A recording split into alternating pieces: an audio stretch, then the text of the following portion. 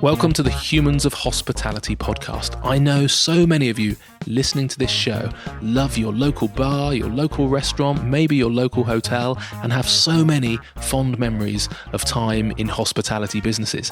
This is the podcast where we get to chat to the human beings behind the scenes of that industry. Maybe the chefs or the bakers or the coffee roasters or the gin distillers or the craft brewers or the entrepreneurs, but all doing an amazing job of making sure that hospitality stays interesting and the big, dull, formulaic brands do not take over our high street. Please enjoy the show.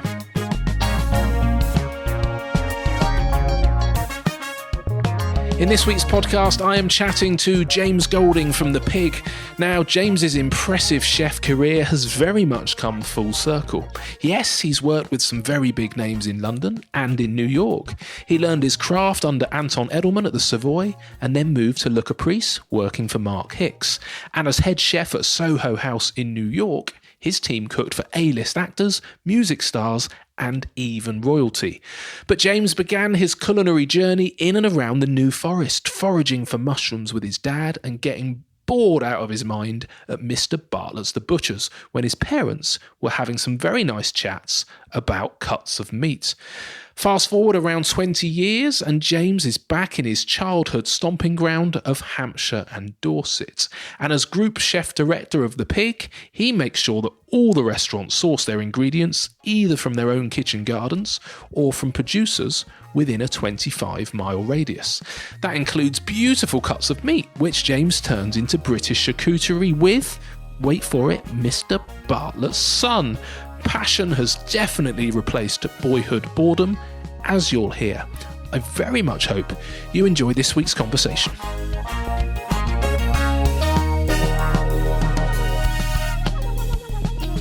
Okay, James, thank you so much for sparing the time to meet me, and what an amazing spot. Can you just explain where on planet Earth are we, please? So we are at the Pig on the Beach in Studland in sunny West Dorset today. Yeah. And I've just had a look around your amazing kind of garden, and you grow some incredible stuff. We're overlooking the ocean, and it's a beautiful sunny day. I couldn't really ask for more. So thanks for spending the time in peak season particularly.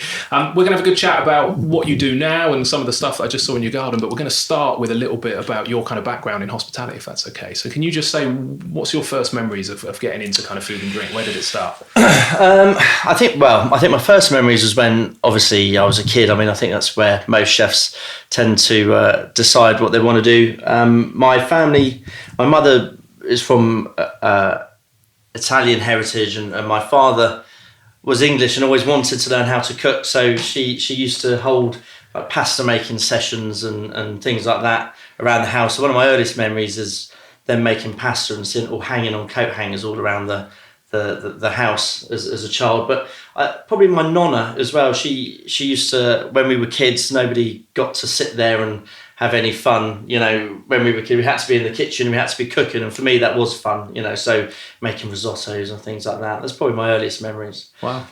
So from that, obviously, I went to school. I went to St Peter's in Southbourne, and when it was time to decide what I had to do for the rest of my life, which is how it feels when you're that age. My father suddenly sort of mentioned to me that I might be able to make money out of cooking, which is something that obviously I'd love. So we went along to Bournemouth College, and we went to a careers fair there, and I just remember sort of turning the corner and seeing this chap dressed in this beautiful, pristine white uniform with a big, tall white hat and amazingly polished shoes. And that guy turned out to be David Boland, who was the head lecturer for the Royal Academy of Culinary Arts specialised chef course. So I spent a lot of time chatting to him. The course was quite interesting actually, because it was basically an apprenticeship. So you spent a short amount of time at Bournemouth College and then you went out into industry. So you'd spend 2.5 years in industry and then intermittent times throughout that period at Bournemouth College, learning what you need to learn. So I was really excited about that, but then I sort of found out that they only took 12 people on out of the whole course. So I also went to Brockenhurst to check to see what they did, because obviously I didn't think I'd get onto the course because it was such a, prestigious course that was in high demand. But I went for it anyway. I went and did the interview, and you had to chop an onion and make a cartouche and all this sort of stuff. And yeah, I got a letter in the post one day, and it was one of the happiest days of my life. I got an apprenticeship with Anton Edelman at the Savoy, and I left home at 16 and went to do that. So that's how I got into cooking. And do you know why you got let in specifically? Was it the banter when you went for the interview? Because your kind of history as well, you'd done a bit of foraging as kids. I know family meal times were important. Do you think it was more that, or was it the onion that you cut up?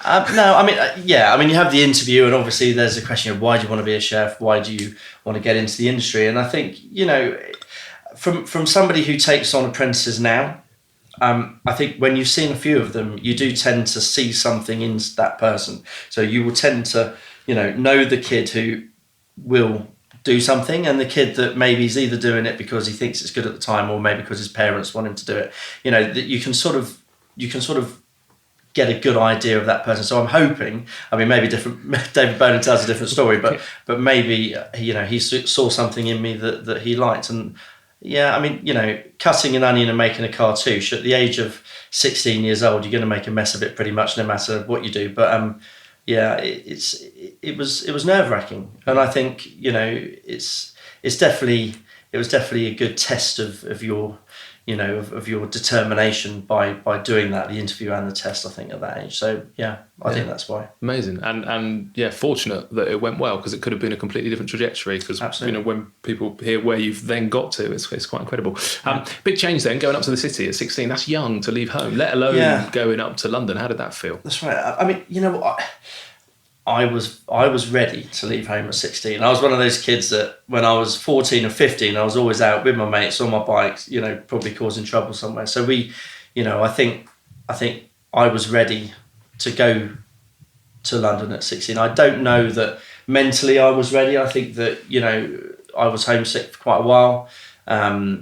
We were quite lucky. We put into the PM Club, which I don't think is open anymore, but it was a place in Earl's Court where they used to put young chefs that for basically to live for, I think you could stay there for a year, and then you had the opportunity to get your own flat after that. So it was kind of a caretaker, position for them, but it was definitely not a caretaker position working at the Savoy, because you started on time, you left when they said you could leave, there was no special treatment, you were basically there to work, to learn, to be the best that you could be. And I think that, it was tough, but looking back on it now, I look back on it in fondness. It wasn't something which I, struggled with or disliked. I think it was just a part of my life. And the one thing I'll always remember is at the Savoy at the time, in the sort of mid-90s, it was one of those places where people went for a year. So you went there for a year, you worked on a couple of sections, you left on the exact date that your year came up, and you got given this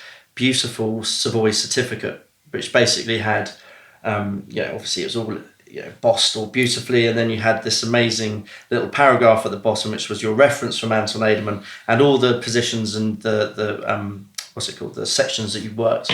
But the thing was that because that was a sort of culture, after I'd been there for a year, I sort of then became one of the longest standing members of the team, in a team of 130 chefs, which is what was in the kitchen when I started there.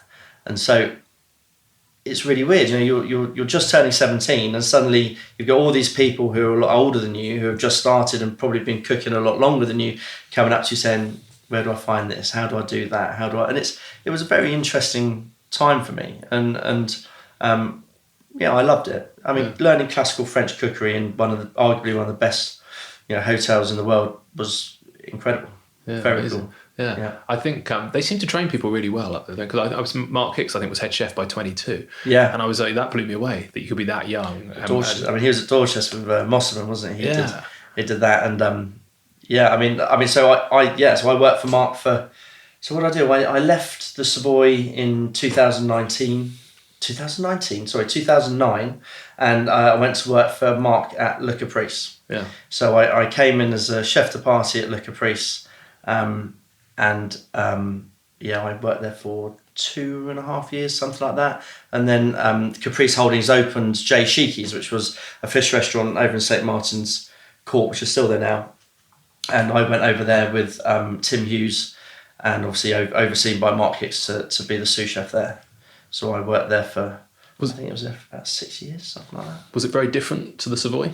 Yes, I mean, obviously Savoy was it was classical French. I mean, it's Escoffier's kitchen. It was the mecca of butter, cream, foie gras, truffles, caviar. Everything that you can think of that's expensive and needs to go on a menu of that sort. And Mark was at the time pushing the whole modern British, which was relatively new. He had Atlantic Bar doing it. Obviously, Ivy, Caprice, and Sheiky's were all part of it, and obviously Marco Pierre White was doing it as well. And it was, it was that sort of era where people that had worked for Marco were then filtering into the different restaurants around the scene. So you had Stephen Terry up the road at Coast. You had Caprice. You had the Ivy. You had all those sort of guys, and then you had the new wave that came through that was myself and my guys. And I think that the whole modern British movement was basically making things with that incredible French traditional base, but being able to add bits in that were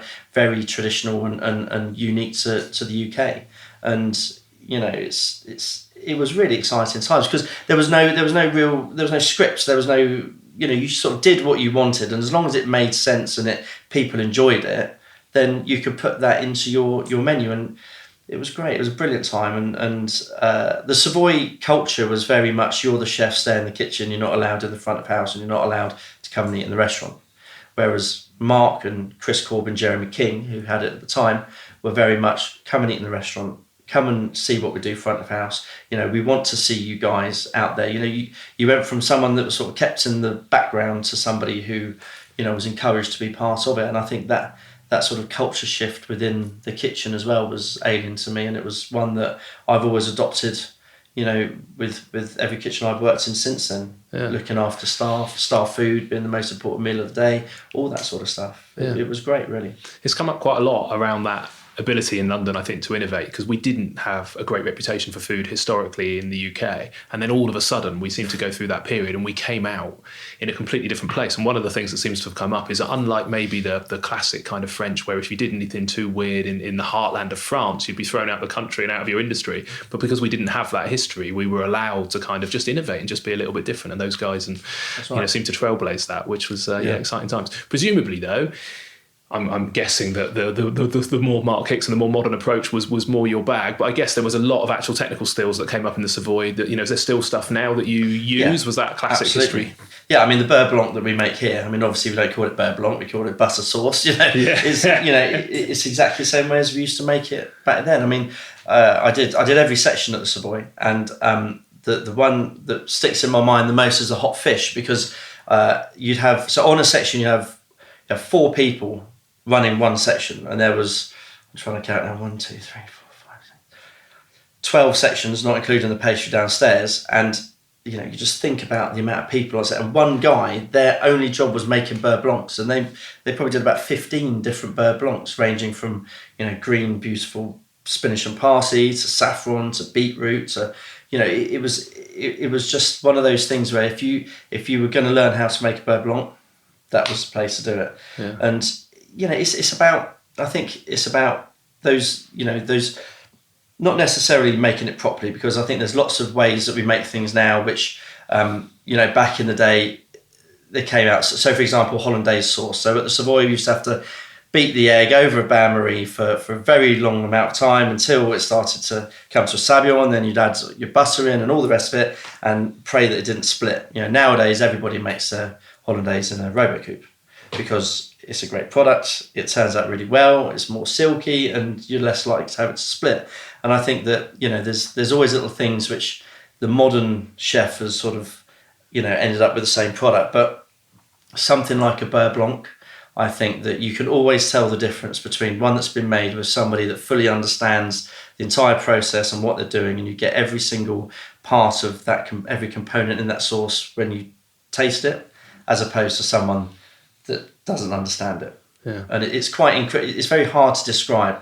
But it's a conversation that I have quite a lot actually with a lot of chefs about taste, rather than just it being that. We when we're in the kitchen, a lot of the young chefs, you know, you say to them, have you tried that? And they look at you and they say, yes, chef. And you can tell on their face they haven't tried it. And so you get them to try it. And then the next question is, and how does it taste? And these kids, you know, it's great because the more they try it, the more they understand it. And it's about developing their palate, which is also something which I think sometimes we don't talk about as much as we used to. Yeah, definitely. That's what it used to be about. That's what it was all about, your palate. It was about, you know, the flavour and about, you know, having that perfect finished product. Yeah. I don't think most people, hopefully in the industry they do, but certainly the public, very rarely do we slow down enough to actually notice what's going on in your mouth, isn't it? To actually put some food in there and slow down and actually go, right, what's going on? Where's the acidity? Where's it all coming from? So yeah, it's all too rare. Do you think the Savoy actually make that hollandaise in the old way still? Or do you think no. I doubt, well, I can't say that. I don't know. But I'd be surprised. I mean, I think everybody now. But it's, you know, it's such a great product done like that now. Yeah. I mean, if I'm at home and I'm doing an eggs Benedict or Florentine or whatever for my kids, then I'll always make it on the stove. But it's just because I like to show the kids how to make it properly before we put it in the NutriBullet or Thermocube or whatever. Yeah. And I think it's, you know, it's that element as well, isn't it? Knowing the basics properly before they then can cheat. Yes, absolutely. So continuing your kind of trajectory, you end up in New York. What year was that, and what on earth took you there? So when I was at Sheiky's, my head chef, so Tim Hughes was the chef director, and Elliot Ketley was the head chef at the time. He got a position within Soho House as chef director, I believe it was, for Soho House, New York. And every year, Caprice used to do the Oscar party in LA, so for Soho House. And this year, Soho House has decided to do it by themselves. So I got invited out to do that party. So we spent 2 weeks out in California, cooking for all the stars of Hollywood and all the rest of it. And then while I was out there, he then offered me the position of head chef at Soho House, New York. So I did that, and I loved it. I mean, it was an amazing part of my life. My wife is American, Erica, and we lived in the West Village, so 20-minute walk to work in the morning through, you know, Greenwich and all that, and it was great. You know, I loved it, but very different out there, very, very different. Or is that partly true? Because I read some interesting stuff around just some of the differences around mussels in meat was an example that I saw. Some other thing. Could you just explain a couple of that? Because I found it amazing that it was that different. So I mean, produce obviously is a big part of, you know, we are all about our produce, and it's all about, you know, how things are grown and produced and all the rest of it. And I think in the UK, everybody gets, as a chef, you get used to cooking. So for example, a sirloin steak. So you cook a sirloin steak, you know whether it's blue, rare, medium, so on and so on. When we went out there, you'd cook a steak how you thought it was medium, and it wouldn't be. It would be like rare. And I couldn't understand how. I thought I was going crazy. I thought that it was, you know, there was something going on. And then I went to meet, you know, a couple of the producers out there in New York State, and they basically expect, so they feed them all on grain, and they have so much room to move around that basically it's, you know, it's one of those things where they just have more muscle. Yeah. So the more muscle mass, obviously, the harder the meat. The harder the meat, the less easier it is to feel the cooking degree. Amazing. And it was just the sheer size of these animals that made me had to adjust the whole way that I cooked and the way that I understood cooking meat. And there was another one, was it the fat content of milk or something like that? Yeah, fat content of cream. Really? So their heavy cream is supposed to be the same as our double cream, but you can't make a cream reduction sauce with it because it's not the same level of fat. So we used to get sometimes British chefs coming over, and you know they say no, I want to make a cream reduction sauce, and you say okay, but you can't use this cream because it doesn't reduce properly. You have to put some sort of stabilizer in it and all that. And they were having none of it, and the amount of times we just had to throw away sauces because it was either split or just would not reduce. I mean, it was great. It was interesting. I mean, you know, little things like double cream, you just assume that they're the same all around the world, but they're not. And it was an interesting time. Yeah. Does that lead you having to kind of, blag your way because you'd gone in as head chef? I think Yeah. It must have been a bit embarrassing, presumably, if your sauce doesn't work out. I'm very quick learner. Yeah, you learn fast. There weren't too many mistakes thrown away. Yeah. Okay. And then what motivated you? Because you weren't there a particularly long time, were you? No. So what motivated you to come back? Well, I actually broke my foot. Oh, really? I broke my heel bone into about 5 pieces, and it was it's one of those really ridiculous freak attacks where I jumped off of something, landed wrong, and ended up in hospital. A crazy night in New York, and that was it. Really, it was. We were pregnant with my first son, Rex, who was born out there. But you know what? When you can't walk and you're in a foreign land, sometimes it just makes sense and you got a new baby. Sometimes it just makes sense to come home. So we came back, and we came back to the UK. I think it's just after about a year, and we moved back. Originally, I was supposed to go back to London. And I actually phoned Hicksy to see, because you always phone your connections, don't you, whenever you get back, and he had a few bits going on. But I was actually also looking around the local area, because we got back here just in springtime, and the south coast in springtime is the most beautiful place to be, I think, anyway. And so we thought, okay, maybe we'll spend a couple of months here, just staying with my parents to, just to chill out and reassess life and see where we're at.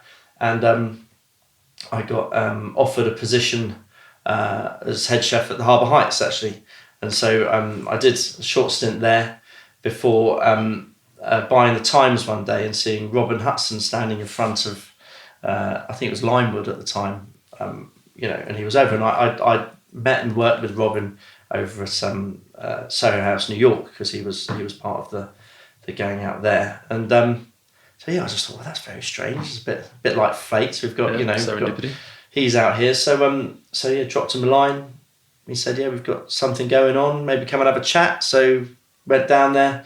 Next thing you know, we're looking at, a property in the New Forest that's used to be owned by the Queen Mother's family. It's where Sir Conan Doyle wrote Sherlock Holmes. It's, beautiful, sort of stately, homish place with this fantastic wall kitchen garden. And we were obviously opening Limewood at the time, so it had to be something that was obviously didn't compete with that. So we just spent a year working on bits and pieces that we thought might be cool to put into a.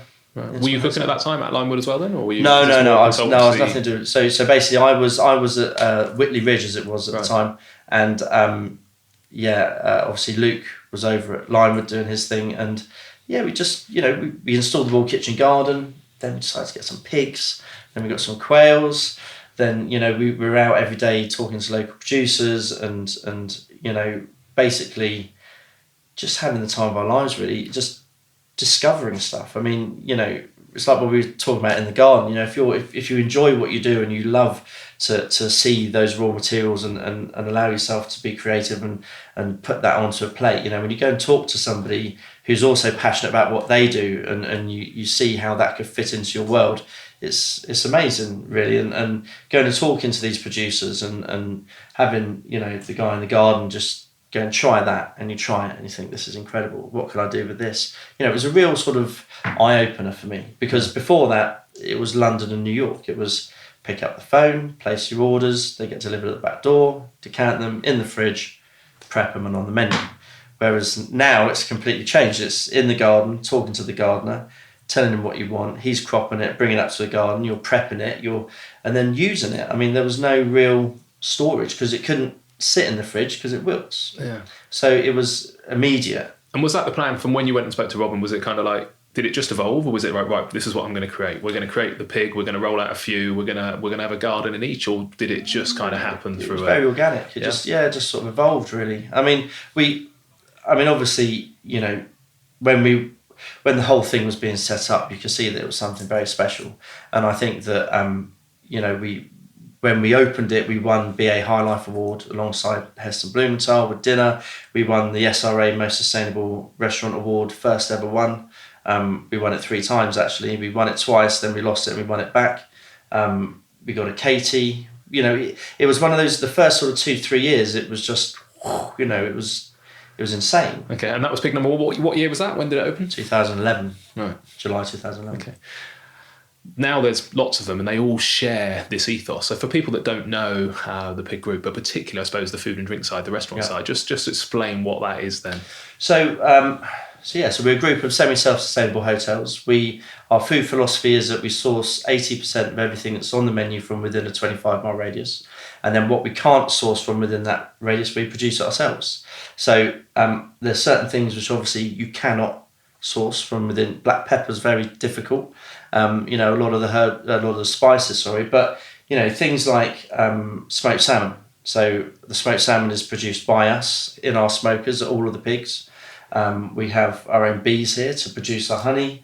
We have obviously everything that's in the kitchen garden, which can be anything from asparagus to oregano to curly kale. We were picking radishes this morning and lemon verbena, wild produce. We have our own mushroom houses at 4 of the pigs where we grow shiitake mushrooms, oyster mushrooms, yellow, pink oyster mushrooms, grey oyster mushrooms on compressed coffee grounds and mycelium bags. What else do?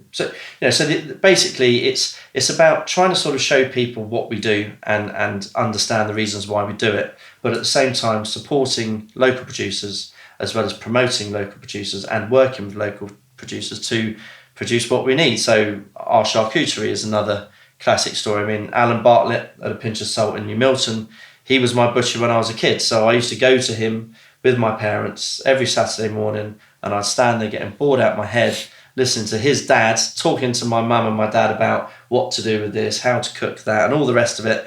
And then fast forward 20-something years and his son and I are developing British charcuterie together, which is so much fun. Yeah. The pigs are grown here and all around the New Forest and Dorset, and we're winning loads of awards with it, which is, it's lovely, isn't it? It's a real sort of legacy, and odd really. that we didn't, charcuterie just used to come in from Europe, and I suppose why we didn't really eat it. I don't know what I was chatting to. I interviewed Capriolas about this as well, with some of their rare breed kind of charcuterie. Yeah, and fascinating. I guess some of it was climate. It was just easier to dry stuff, over in the heat of Europe. But it's another one I think where we're innovating and we're finding some really good charcuterie, and it's brilliant for the restaurateurs now who share your passion for want to buy local, and now that we can get really good cured meats. It's amazing. It's exciting. I judged the World Charcuterie Award, the UK Charcuterie Awards this year, and part of that process was visiting all the different producers. I mean, I was up in the Wye Valley, then went to Cotswolds, went to Shropshire, went all around, and it's also very interesting to see how different people have a different view on what they think charcuterie should be about. Whether it's the Spanish style, Italian style, French style, whatever it is, and the common denominator was everybody who produced it was passionate about it. They wanted to show you everything that they did, and when you gave them praise, that you could see it was very personal to them, and that's what I think is so great about it. Going back to what you were saying about France, where you're sort of locked into depending on where you produce it. Here we can do whatever we want, and as long as we don't call it something which has got a protection mark on it, it's very unique. I mean, cheese is another example. I mean, we went up to years ago. We went up to Simon Rogan's place up in Cumbria up there, and we went to a cheese shop next door, British cheese shop, and the guy was telling us the history of cheeses, and he said before the war we were the largest cheese producing country in Europe. Obviously, the war affected us because we lost a lot of our cheese producers and makers, but now we are actually in the right trajectory to be the biggest cheese producers in Europe, and I think we're almost there, if not already there. I mean, it's another one of those where we can produce amazing Camembert style cheeses. We can produce, all these incredible cheeses where if you're living elsewhere in the world, you can't actually, not the world, but maybe in France or Europe, call them what you want to call them. And I think it's a really exciting time for British produce and British producers when it comes to that thing. Yeah, it is. You're right, because as a kid, I always thought, remember my dad loved his cheeses, but it was always the French. It was always your Brie and your Camembert and stuff like that. I interviewed that's going out this week actually. So Blue Vinny cheese and the history of that, and Kerry from Brinkworth Dairy about her cheeses. And what's fascinating is you've only got to go kind of like 6 or 7 miles down the road, and it's a completely different kind of approach and production style. But what's there is the quality. The pedigree herds that Kerry was using. 100-year-old pedigree Frisian herd.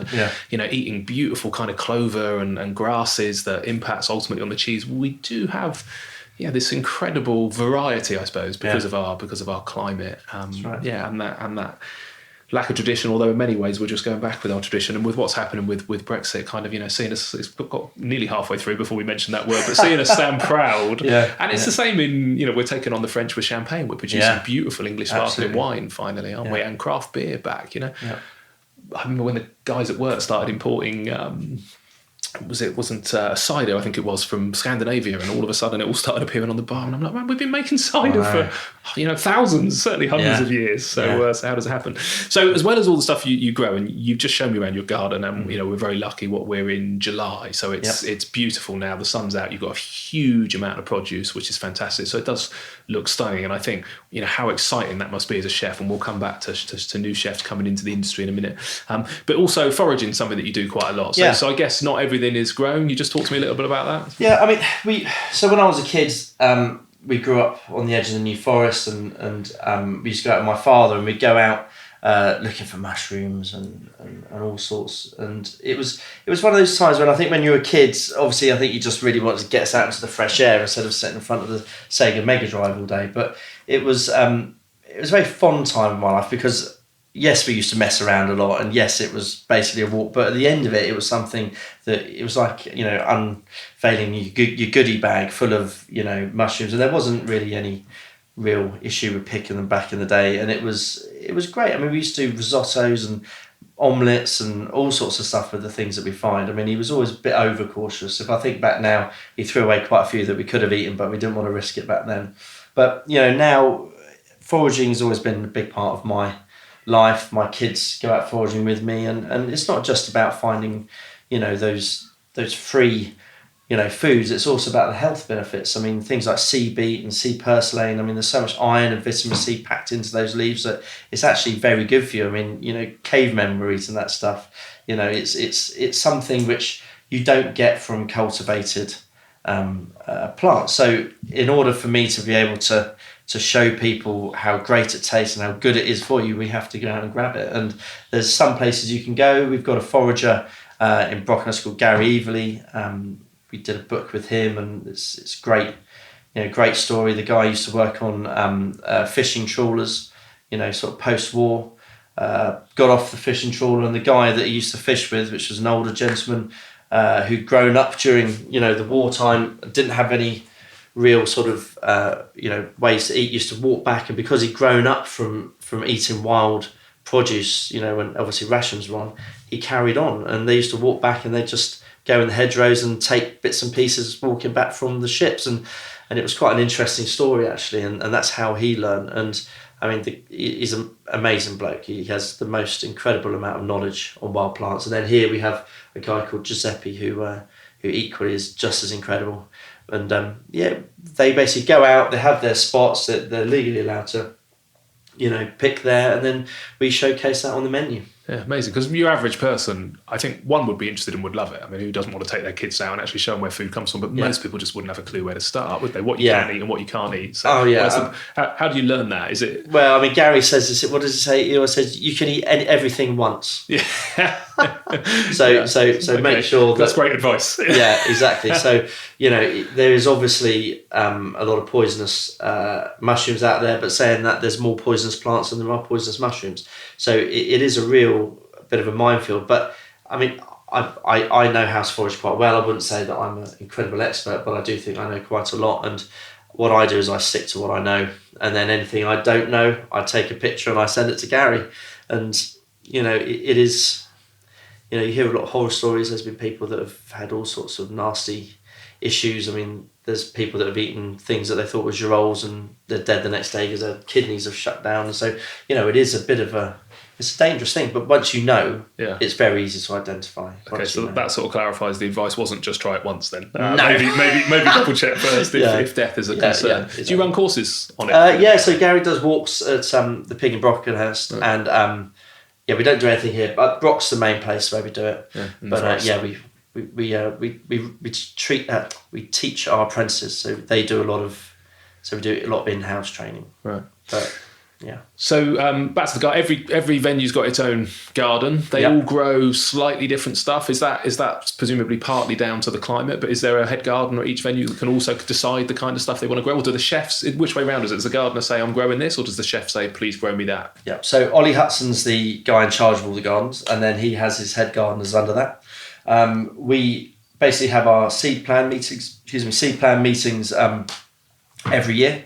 So we will sit down and we will go through what we planted the previous year, what we think we want to change, what worked, what didn't work, change up. And it's give and take. You know, there'll be some things that the chefs really want the gardeners to grow, and there'll be some things that the gardeners really want to grow to see if the chefs can use it. So we have our standard range, and then we have the exciting stuff that we sort of tack onto it. Does that mean the menus are different at every venue as well? Yes, yeah. So we have a few dishes that stay on. So we have my smoked salmon, the charcuterie, tomahawk chop, a few standards across the group.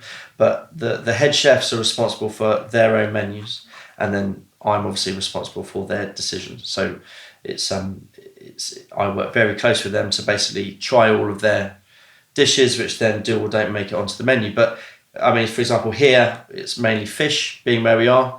You know, we've got lobster's just gone on the menu. Jeff Milner, who literally lands them just over there. You know, those came on, when was it, a couple of days ago. We've got oysters just gone on today. You know, it's what you'd expect to be eating, sitting here looking at the sea, you know, from the restaurant. But if you look at Bath, we've got our own herd of deer there. So venison and game and all that features quite heavily. But this time of year, their garden is about 4 times the size of that one. Wow. So they've got the most incredible range of produce coming out. So they're full steam ahead with the kitchen garden. Brockenhurst is sort of a mix of both, sea and forest. And then we have the one down in Coombe in Devon, which is a good mix again. So really, yeah, it's a bit about location, but also, you know, because we're driven by the garden, they're also driven by the seasons. I mean, it's quite funny actually when you know, for me, when I'm going around all the different properties, you can sort of see, you know, what's coming in the garden by exactly what's on the menu. And these guys can change the menu whenever they want. We don't print for 2 months or 1 month or whatever. We print menus every single day, and every single day they can change the dishes if they want to, right, as long as they're within our pig remit, if you know what I mean. Yeah, that's logistically that's quite a challenge in a restaurant. I think, isn't it? That causes problems with that, and even just for your front of house team actually knowing what's on the menu and the training and stuff. So something that sounds so easy, but actually as a restaurateur, I appreciate the work that goes in behind the scenes to make that run fluidly. So this morning when I came in, our apprentice was there making what's it called, marigold petal pappardelle. So basically we suspend marigold petals in the ribbons of pasta, and I could see him making it, and I thought, I wonder if that's going to go out to the restaurant. And as I came through from the meeting I had before this, the restaurant was bringing the dish back into the kitchen after they tried it, and that for me just shows that they're completely on top. But like you say, you know, every morning meeting, every briefing in the restaurant, every morning meeting that the managers have and all that, it's not just about what's going on in the hotel and what's going on with the rooms. The biggest part is what's going on in the restaurant and who's selling this, and do they know the new dishes? Have they tried it? Because how many times you sit down and say, what do you recommend? They say so. We say, have you tried it? And say, yes. You know, we want our front of house to be able to confidently say yes, and whether or not they liked it. I mean, that's a big part of it. But when it's moving at that pace, every day is a training day, essentially. Yeah. Do you grow asparagus, by the way? Yeah, we've got some in there. Do. Yeah, I always give the example to my team, partly on seasonality, but partly on that, you know, when people come in and say, you know, what should I have? And I'm like, look, the asparagus season is so small, 10 weeks, whatever it is that it's beautiful for, and the rest of the time we're importing it from wherever it might be. Yeah. But the fact also it takes 1,000 days to grow it from seed. That's I'm like, 3 years to wait, and then you've got it for 10 weeks. And that for me is when we started trying to try growing our own stuff, was just to get the front of house team to be excited. So when you come and sit down and you go, oh, you know, can you recommend anything? And they go, well, no, not really. You go, recommend the bloody asparagus. It's kind of like, there's 4 weeks left. You should be buzzing. You should be jumping out of your chair and going, you've got 4 weeks left, to enjoy this asparagus. Yeah. This normally when I'm doing my training and the team sort of switch off and go, oh my God, he's actually insane. We actually, we'll go in the garden after this again and have a look, but sometimes, you know, when it sprouts up the first time, before it goes into fern, you get these little asparagus beans, which are like the shoots off of the main shoot. So obviously after you've harvested it for a bit, you've then got to let the plant grow and put the energy back into the root. But you get these tiny little mini like asparagus shoots, and so we try and get a second harvest off of it, which we use as garnishes and in salads and stuff like that. But I think sometimes they're stronger than the actual spears themselves. Wow. And they look cool as well. You know, the first person is, this is the longest asparagus conversation I've ever had. Normally my team are like, oh, he's off, I'm going to go get a coffee. So I'm going to get even more geeky. Now I know there's a child of asparagus, which is even better. So that kind of brings me into, I suppose, the challenge around recruitment and finding chefs that believe this. So I'm not necessarily hundreds, but probably 100 chefs over the years. And there's lots of chefs that love the taste of food. You know, they love putting nice food on the plate, but actually finding them that even care enough, certainly on the sustainability angle, which we'll come on to. I remember a conversation with a chef once around fish, and he said, it's God's choice if there's any fish in the sea. And I was like, well, actually, I think we can have an impact on that. So finding chefs that, you know, A, care, I suppose, about where the stuff comes from, but B, actually to the point where they're willing to go out into the garden and to change the menu and stuff. Are you having to do a lot of that training in-house, or, you know, how are you finding people that do that? Yeah, so when was it? About 5 years ago. So we spoke earlier, so I remember the Royal Academy of Culinary Arts, and we have our specialised chef programme, and I always took on apprentices from them. 1 year, I suddenly realised that I hadn't spoken to them early enough and I wasn't going to get an apprentice. So I was sort of sat there in the office going, what am I going to do? So I spoke to my pastry chef, I spoke to a few people, and we decided that we were going to start our own pig apprenticeship. And I think one of the things that struck me was when you do an apprenticeship, you're obviously governed by what the government think you should be learning, and also by what the establishment is going to train you when you're in there. And I think, you know, I did a bit of research, and it was sort of quite apparent that everything that we did here was currently not being taught on any sort of government platform. And because we were lucky that we have what we have here, we were actually in a prime place and prime position to actually teach young people how we think chefs should be working and how they should be thinking. So we set up the pig apprenticeship. We've now got, I think, 20 apprentices. We've got 5 that have graduated. Joseph, who's in the kitchen here, is 18. He just graduated with distinction across all of his exams, and he came second in the UK Apprenticeship Awards this year. And, you know, he's a young man who came to us. He said about 3 or 4 words: yes, no, thank you. You know, that was about it. And he's now possibly one of the strongest chefs we have in our group, because I think, you know, when you take young people who understand what you're trying to teach them and they have a natural interest in what you're talking about, then it doesn't become a job, does it? It becomes something which is like a hobby or fun, or something that you can do that isn't a chore. And I think that, you know, any chef that I know that is as passionate about food as I am is somebody who will sit there 4 hours talking about work or food or their job or producers or what they had to eat the night before. And those are the people which, you know, you kind of want. Now, the tricky thing is there's not tons of those around.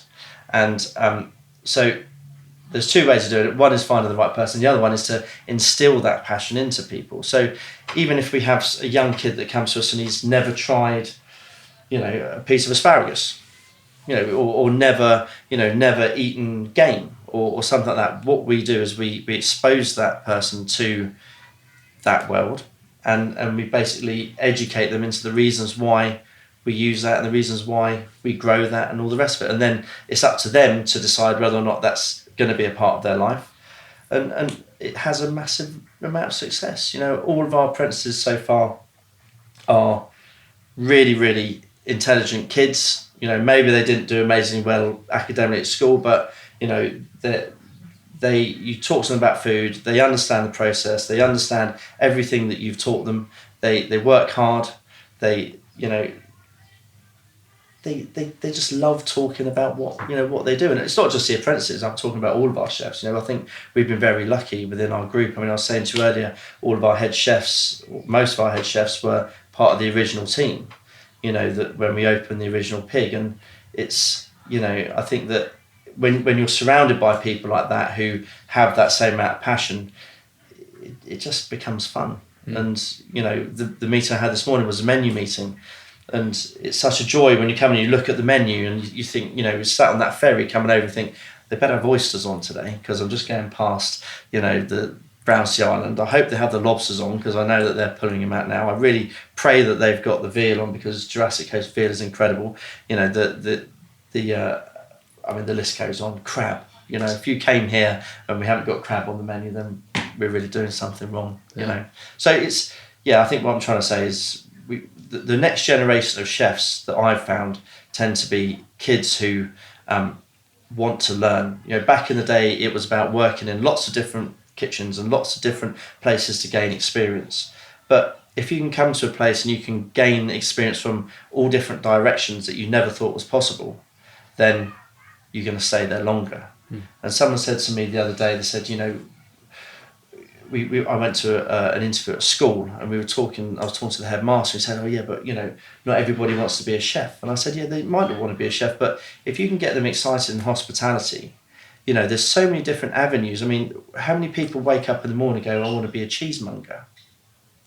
Probably not many. But the amount of people that got into hospitality and got excited about food, or went into an avenue and then learnt about cheese and found that was their passion, they'd never found that avenue unless they'd got into our industry. And I just think that it's very easy to label people within our hospitality sector, but in actual fact, I think if you can say that you can produce someone who can cook, who can talk about produce, who can make cheese, who can make charcuterie, who can tell you everything you need to know about beekeeping, who can tell you how to keep chickens, who can tell you the life expectancy of a pig and what weight you should take it to before you turn it into lardo. I mean, that's the sort of person that you'd want working for you, and that's what we're trying to create. We're trying to create young, intelligent people who love what they do and cook because they want to cook. Yeah. No, I think it's such an exciting industry, because everybody fundamentally eats and drinks. And it's a shame that the industry is changing in some ways, I think, but still has a reputation, with parents at least, that it's a stopgap and you're not going to do it for long. Absolutely. But actually the opportunities are phenomenal, and the speed of potential promotion is phenomenal, because you don't need a kind of an academic background, albeit you do need... Well, I think it's better to understand where food comes from. And sort of staying on that slightly, so I think we've got a responsibility to know where our food comes from, and I don't think all restaurants do that. I think there's prawns being imported from Vietnam and Thailand. They're all stuffed full of antibiotics and grown in these big vats. There's chickens coming in from Thailand that are all injected with saline solutions. There's all this stuff going on that people don't appreciate. And I find too many chefs who don't care, who just kind of, make the food. And they're obviously not the guys that you and I want to work with, but this disconnect. But the other one that sort of bugs me a bit is the nutritional kind of concept. And that seems to be changing hugely now, I suppose, is that do we have a responsibility as chefs who understand food more than your average kind of person on the street? You mentioned earlier with regard to foraging, and you mentioned some of the kind of that there's more nutrients or whatever it was in some of the stuff you get than cultivated. What's your thoughts with the government kind of talking about putting calories on menus? Yeah, do we have a responsibility to try and educate people, not just about taste and flavour, but also about what people should and shouldn't be eating from a kind of, either good of the earth or good of your body? I think that's two separate. Yeah, so I think good of the earth, yes, 100%. And that's why on the back of our menus you can see all the producers, where it's grown, and promoting the people who we have been to visit, who we know are doing exactly what they say on the tin. And we can say to you, we're serving you this from this person because we've been there, we know they're doing it properly, and you're going to get the best quality produce that you've had here. That's why we do that. I think with regards to telling people, calories and all the rest of it, in my mind, and this is purely my own, it's kind of a nanny state thing. I mean, people, if you go out and you eat in a big chain and you have a burger every single night that is, you can see that it's not good quality meat, and you can see the fat. If you do that every night, it doesn't matter how many calories you put on that menu, that person's still going to go and eat that burger. And I think as we should be responsible for telling people what's in it, 100%. I think, people who are on special diets, they should know the calories. I think that all that information should be available. But printing it on the menus. I mean, I don't know. That's a real sort of tricky thing for me. I think that, you know, with what we do here, I would hope that people trust us to make sure that what we're cooking for them is one, you know, it's the best produce you can get, and also it's not going to be, you know, something that's going to cause them illness or anything like that. I mean, I don't know. I don't know how to answer that. It's very tricky. Yeah, I share the sort of slight fence, because my concern is I get, you know, that we need to kind of, you know, worry about what we're giving people as an industry, but I think the challenge is that we over-regulate to the point that you know, good food, chefs make good food, good restaurants make good food, they use good quality produce, and they might tweak a dish, you know, they're going to taste it. So we go back to palate, and you might go, you know what, that needs a little bit more salt, or it needs a little bit more butter, or it needs a little bit more asparagus, or whatever it might be, and we change it. And if the only way to manage allergens and the government becomes over-regulation orientated, you end up with food that's just made in a factory, and that can't be the answer. So I think sometimes we come up with the wrong solution to the problem. There's clearly a problem around obesity and diabetes. Yes, exactly. But the solution isn't make everything in a factory. No, and I think allergies are a sector. I mean, you know, I live. My wife is allergic to shellfish, and you know, we live in this world where, you know, rightly so, you have to say you know, any allergens that are on the menu. I think that's hugely important. I mean, if you look at, you know, what sort of happened in the past with people neglecting that, I mean, it's just horrific. But you know, I think that, you know, people can see that that's obviously highlighted. But I think as far as like calories on menus, I mean, you know, if I go out one night and I have a burger, I know that I've had a burger that week. I'm probably not going to have a burger the next day. I might have a salad, or I might have, you know, spinach or whatever. But you know, I think that it's about knowledge. I mean, we do this thing as well, the Chefs of Doctor School program, where we go into schools and we talk to young children about the importance of healthy eating, and this is sometimes what gets me, is that, you know, kids of a certain age, they're obviously fed what their parents feed them, and the amount of kids that we talk to at these classes that don't know what a leek is, or a celeriac, or, you know, something like a red onion, or they, you know, we take in, you know, little mobile gardens, and they don't know what, you know, a spinach leaf is, or so, you know, there's basic produce that I think kids should know what it is, and if they don't know what it is, it means they're either not eating it or their parents aren't buying it. So what are they eating? And I think that, you know, if we can give the kids the right knowledge to say that they don't want to eat that stuff, they want to eat this stuff, then we're headed in the right direction. But I think it's all to do with knowledge, and I think people need to take a bit more interest in what they're eating. I don't think it's just about calorie counting. I think it's about people understanding what it is they're eating and being able to make an educated decision whether or not they're eating a burger that night that's 1,000 calories, or a salad which is, you know, 50. I think that's it's more about education in my mind. I think that, you know, we need to get people understanding that, you know, life's not about food that's produced by large companies that just put rubbish in there so that they can make a big profit. It's about people who are cooking out of love, and cooking out of understanding, and cooking because they know that you're going to enjoy that meal. And I think you hit the nail on the head. It's food that's produced by large businesses and large companies, and food that's produced by people who actually care. And I think that's where, as a country and as a nation, we need to understand the difference, because I think at the moment we don't really. There's too much of a grey line. You know, you think you're going somewhere that the food is going to be one way, and sometimes you get there and you can tell it's all been brought in and processed, and it's another way. And I think it's about being able to understand the difference, really. Are you noticing a change in the last couple of years around more vegetarian food, plant-based food, all that kind of stuff? And what's your thoughts on that? I think it's great. I mean, but again, when I was a kid, we never ate meat every day. You know, we never ate meat every day. We'd have it 2 or 3 times a week. You know, and I think as a nation now, we are now in a sort of slightly position where everybody thinks they need to eat meat every single day, and obviously you can't really, because how is this meat being produced? If we eat meat every single day, it's obviously being produced on a mass sort of basis. But here we used to do a separate vegan and vegetarian menu, which we scrapped, and now on our menu we have our literally picked section. So it's 12 dishes. One side is vegan, one side is vegetarian. It's all produce that's either been picked or prepared from local farms or from our gardens, and you can have it in small or large. And if you're vegan and you want the veggie, we will adapt it so that the whole thing is interchangeable. So although they're separate dishes, we will basically chop and change as you wish to create something that is actually a great reflection of what we do, a great taste of what is actually good at this time of year, and something which is pleasing to vegans and vegetarians. Because I don't even think it's as black and white as vegans and vegetarians anymore. I mean, the amount of kids that I talk to when I'm either at universities or college or at school or whatever, it's a lot of them are more flexitarians. If anything else, sometimes they just want to eat vegan, depending on what's on the menu. Sometimes they just will have veggie, and some of the kids say, if I know where that food's come from, if I know how that animal's been raised, I will eat meat.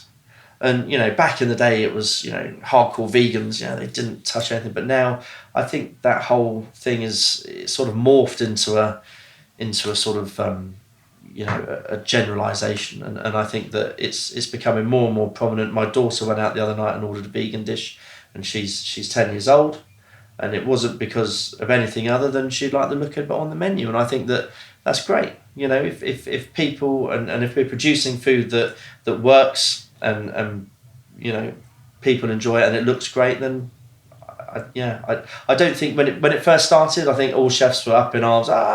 Vegans, vegetarians, it's going to be a nightmare. But in actual fact, it's just evolved, and I think it's great.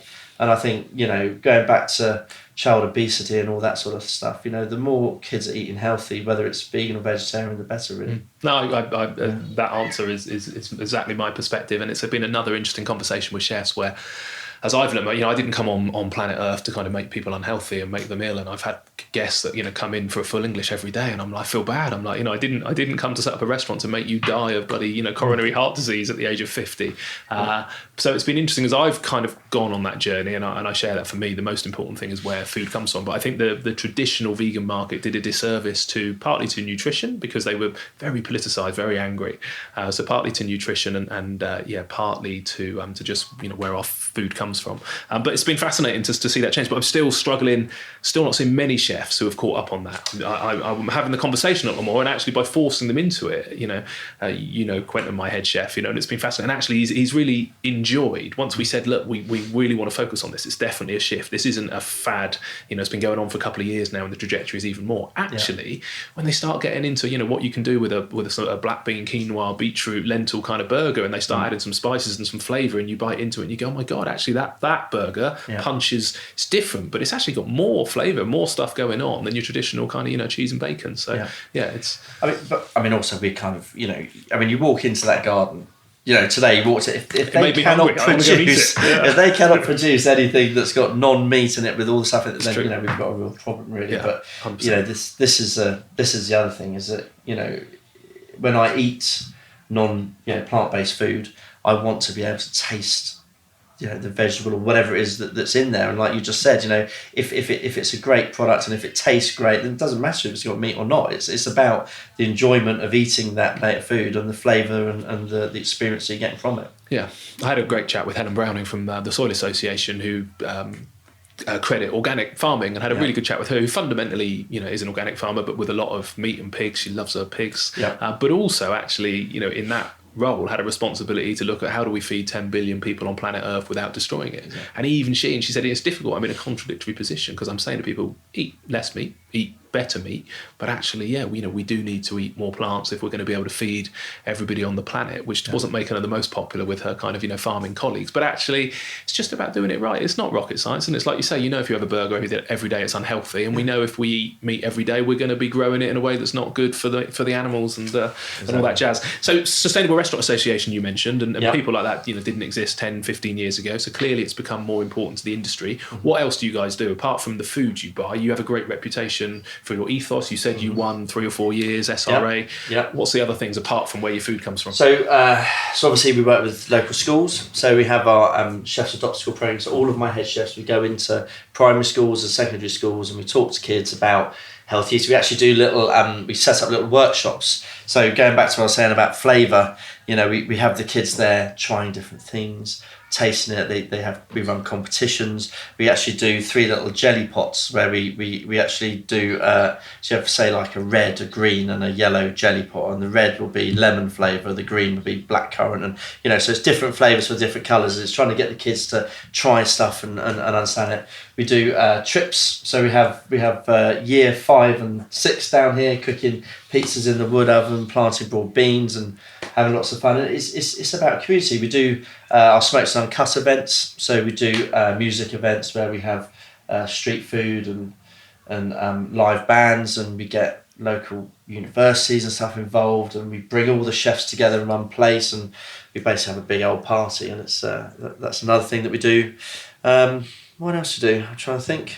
I mean, it's for us, I think we do a lot, but at the same time, we try to make sure that everything we do it well. And I think that that's always been our thing, really. And the whole building the next generation is something that I think is our biggest sort of focus at the moment, because the situation with chefs at the moment is it's increasingly difficult to sort of find good quality staffing these days, and I think it's we just want to sort of create something where young people can come and actually see what we're doing and think that's what I'm interested in. And maybe even if they come here and they start off in the kitchen and then they do like 2 weeks in the garden and decide they want to be a gardener, we want to be able to actually put that person in a place where they want to work and keep them working for us, even if it's in a different department. That's our sort of ethos. Yeah, it's nice. There's no barriers to entry. I think we get such a eccentric, decent bunch of human beings come into hospitality who don't necessarily have that academic background, but it just leads to this creative, buzzy kind of energy compared to working in a bank.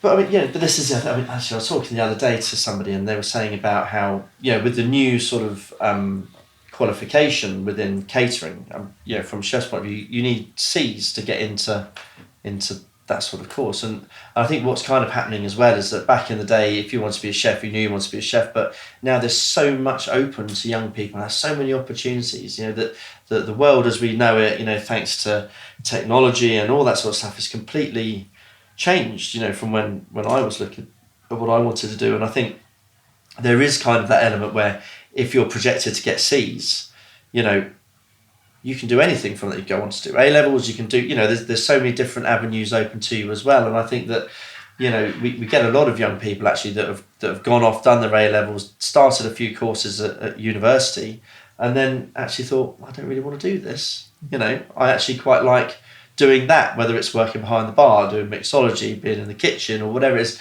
And so we actually run another course on the front called the BE's Budding Entrepreneur course, which Robin Hudson set up. And he basically brings in these young people who have literally just come back to us to apply for a job. We identify them as people who could be, fast tracked to junior management. And then he basically, it's like a mentorship. So they get put with us and different directors through the company to basically learn about the business. It's like a crash course. I think it's amazing, really. I mean, we've had so many of our newer managers now that started off as people that dropped out of university and come into hospitality just for a weekend job, and then have shown a bit of a spark that is great. That's another interesting part to our industry. How many places back in the take on university dropouts and then can boost them up to a managerial role within the space of a few years. I think that's also something that within our sector, I think we're very versatile. We're very we can adapt and see something in somebody which you can then nurture and create. I think that's such a beautiful thing that within the hospitality industry we can do, which I don't think you can do in many other. No, and I think it's nice that in a world dominated by technology, fundamentally hospitality, eye contact and a smile and a bit of personality, isn't it? And it's a human skill, and that human skill shouldn't be lost. And we're clearly not losing it in its entirety, but there's a significant number of people managing their relationships from behind a screen and a keyboard, and I get bloody excited about the fact that as an industry we are the opposite. We get people around a table, we break bread, we drink some wine, we look them in the eye, and it doesn't matter whether that's you and your family coming in to eat or it's the team we're looking after you. It's fundamentally the classic kind of point of being a human being, I suppose, isn't it? Exactly. I mean, that goes back to the kids. We say in the classroom, how many kids eat round a table? Yeah. There's not many. Yeah.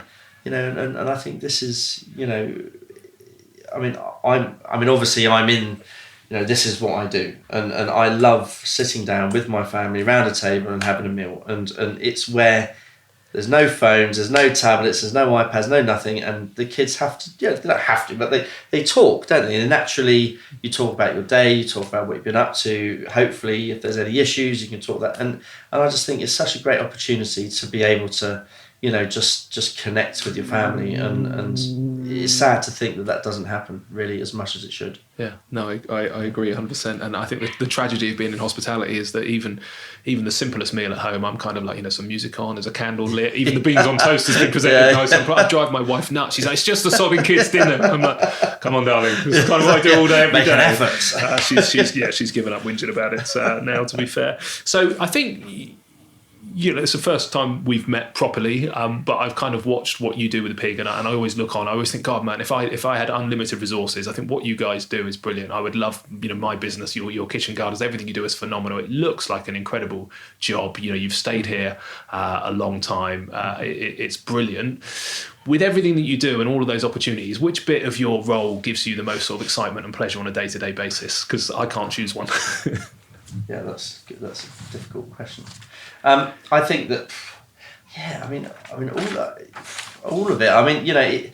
Obviously, I love working with at the end of the day, I'm a chef. I've cooked my whole life. I've worked behind the stoves. My whole job is sort of, grown and expanded, and I'm still in the kitchen with the chefs, working with them, trying food, developing recipes, writing menus every single time I'm at a property. So fundamentally, that's what I love to do. I love to work with the guys who cook and produce amazing things. But on top of that, as my position has sort of expanded, being able to look after the apprentices and take them to bread courses and show them how to make cheese and all that sort of stuff. I think the educational side has also become something that has become very personal to me, and being able to see young kids that I'd met, at a school doing a demo to pass out with distinction, 3 years later, and actually, grow from these sort of very young teenagers to men who can hold themselves on a section and produce food that you'd be proud to serve to anybody. That is something that gives you massive job satisfaction. And I think that it's very hard not to. It's very hard to pinpoint part of my job that I love. But those are my two biggest things. It's all about teamwork. The food, the taste, and also the progression of.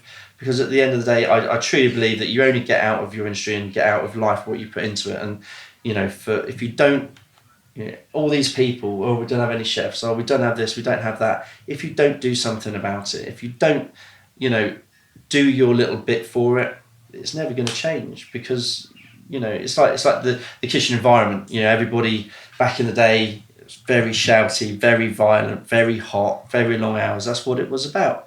Now, it's not. It's you work your 48 hours, we pay overtime, we make sure that that's a good environment, they have a great quality of life. If you treat your staff right and they feel that they are part of the team rather than just an employee, then they'll stay with you and they'll work hard for you. And I think that that is the way now I see hospitality going. Gone are the days of the chef dragging someone into the fridge. It's about teaching, nurturing, and basically retention. Because at the end of the day, you want to be able to trust your staff, and if your staff don't trust you, then you're not going to get that. And I think that's part of my generation. I think we saw what went on back in the day.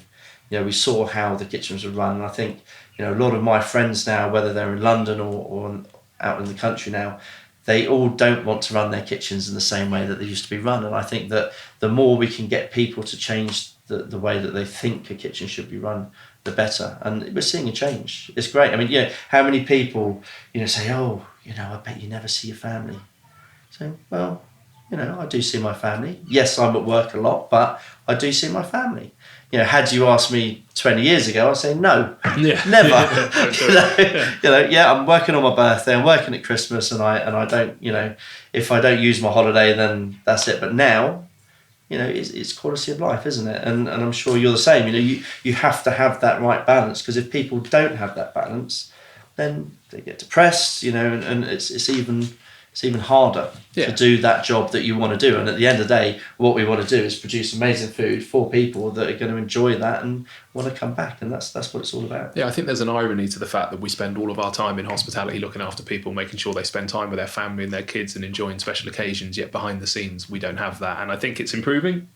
It's definitely a challenge to nail, because fundamentally people are enjoying their leisure time predominantly on Friday, Saturday, Sundays, when the rest of your family may be off. So the hours can be a challenge, but we're getting better at it without a doubt as an industry.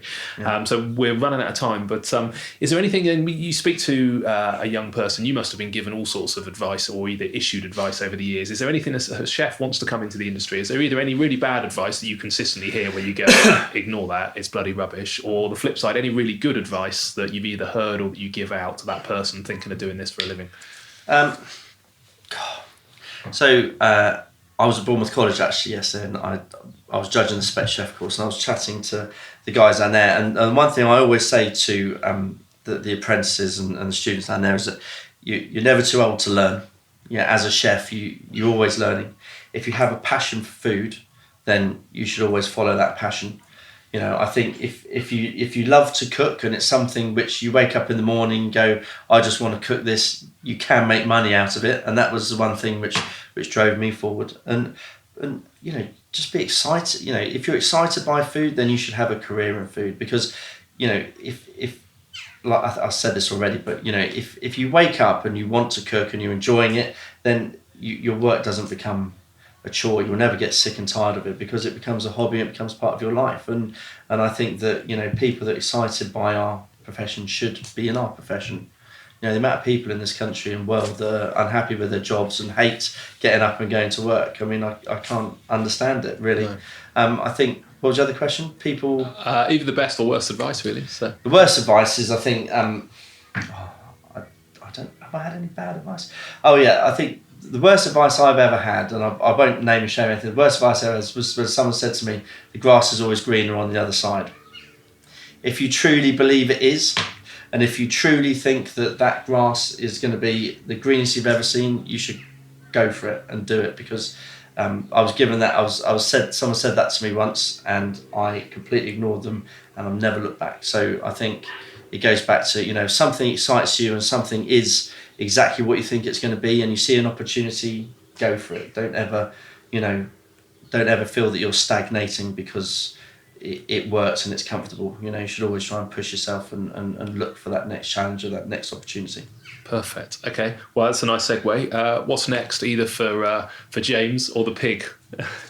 Well, for the Pig, we're opening 2 new properties. So we have a new hotel that's opening up in Harlyn Bay, so just down near Padstow in Cornwall.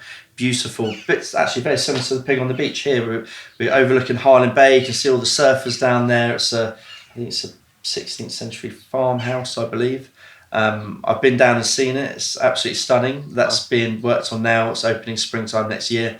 And we have the Pig in Sussex, so over in a place called Madehurst, and that's coming a bit later on next year. And for me, it's designing kitchens, meeting as many new chefs and apprentices as I can, and just pushing it forward really. Like I said, as a chef, you're always learning, you're always excited about what you do, and for me, 2 new openings are going to be incredible, and it's a real challenge, so I'm really looking forward to that. Yeah, amazing. Well, good luck. It's cool, a buzz. Thank you. And where can people find out more or follow your journey or the Pig's journey as you wish? Yeah, the Pig is at the Pig Hotel. I'm at James Golding 10 on Instagram and at James Golding Chef on Twitter. And come and see what we do. Perfect, excellent. Brilliant.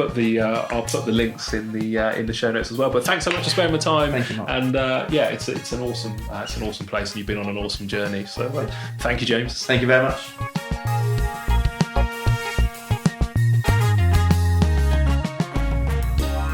So there you have it. You have reached the end of another episode of the Humans of Hospitality podcast. Thank you so much for listening. please go and visit our website, humansofhospitality.co.uk, for the show notes and extra episodes and information. And whilst you're there, don't forget to sign up for our newsletter and to receive free materials all about the humans behind our incredible industry. Lastly, if you could subscribe, rate and review this podcast, you will be massively helping me out, and it would be hugely appreciated. Thank you so much. We'll be launching another podcast in just 7 days' time. Cheers.